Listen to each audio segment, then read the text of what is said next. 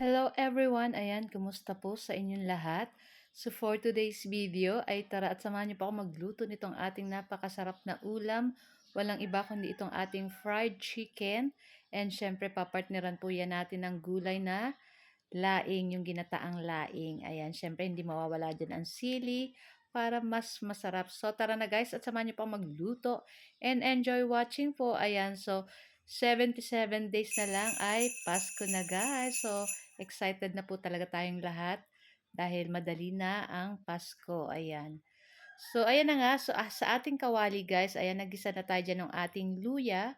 At pagkatapos, syempre, isusunod na rin natin dyan yung ating bawang at yung ating sibuyas. And then, syempre, halu-haluin lang po natin iyan. Pagkatapos, ay pwede na rin natin ilagay dyan yung ating hinimay-himay na tinapa. So, wala po tayong pork. Tinapa lang yung ating ilalahok. Pagkatapos, ilalagay na rin natin dyan yung ating pangalawang gata ng niyog.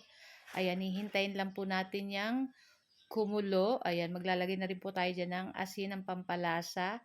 Tapos, syempre, maglalagay na rin po tayo ng paminta para may lasa na po yung ating pangalawang gataan ng niyog dyan. Kasama na yung ating tinapa, bawang, sibuyas at luya.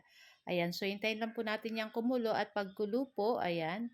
So, halu-haluin lang po natin yan para hindi dumikit yung ibang nasa ilalim. Pagkatapos, pwede na nating ilagay dyan yung tuyong dahon ng gabi. Ayan. So, nakabili po kami ng 2 plastic ng tuyong gabi. Ayan. Tapos, lulutuin na natin iyan dyan. Ayan. Tapos, syempre, meron po tayong unang gata. Maya-maya ilalagay po natin iyan. Lulutuin lang natin ito ng ilang minuto. Takpan lang natin. At pagkatapos ng ilang minuto, ayan, pwede na nating ilagay yung ating pinakaunang gata para pampalapot dito sa ating nilulutong ginataang laing para magmantika gawa no ating gata ng niyog. Syempre ilalagay na rin po natin dyan yung ating 2 pirasong sili na pig slice. So naglagay po ako dyan ng 1 teaspoon sugar para medyo may konting tamis. So nasa sa inyo po kung gusto nyo lagyan. Kung ayaw nyo naman, pwedeng hindi nyo naman po lagyan. Ayan. So naglagay rin po pala ako ng siguro mga 2 kutsarang suka. Ayan, para kung gusto niyo po medyo matagal po ang buhay ng gulay niyo na ginataan, lagyan po natin ng suka. Ayan.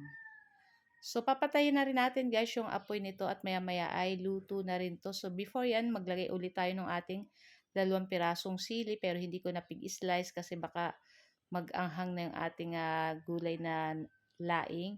Baka hindi nakainin ng aking bunsong anak. So, pagkatapos, ayan, kita nyo umuusok-usok pa.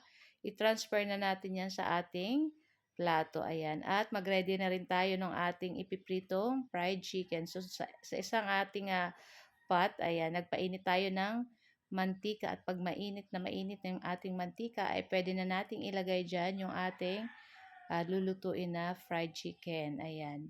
So, babalik-balik din lang po natin iyan. Ayan. Make sure na hiwaan ninyo yung gitna nung ating leg ng fried chicken kasi minsan po ay hindi naluluto yung loob niya. Ayan. So, yung sa akin, lutong-luto po hanggang loob niyan kasi naka-deep fry man siya. And then, gayata namin yung ano niya para manuot hanggang loob yung mantika. So, maluluto hanggang loob. At pagkatapos, syempre, ng ating first batch, isunod na natin yung ating second batch. So, 5 piraso lang po yung ating pinirito dito para sa ating lunch. So, mamayang gabi ay magpiprito pa po kami para hindi po, masarap po sa fried chicken ay bagong luto. Ayan. So, ito guys, pwede na to, yung ganitong color na golden brown na, pwede na natin yan hanguin guys. Ayan, napakasarap nitong ating fried chicken. Binabad lang natin yan sa paminta, bawang, maraming kalamansi, patis. Ayan. Tapos, syempre, gagamit tayo ng breading mix saka ng harina para pang coating dito sa ating fried chicken. Ayan. So, ayan na at ready na rin po kami kumain ng aming lunch. So, ito lang po ang aming video today. Thank you for watching and see you next video. Sarap!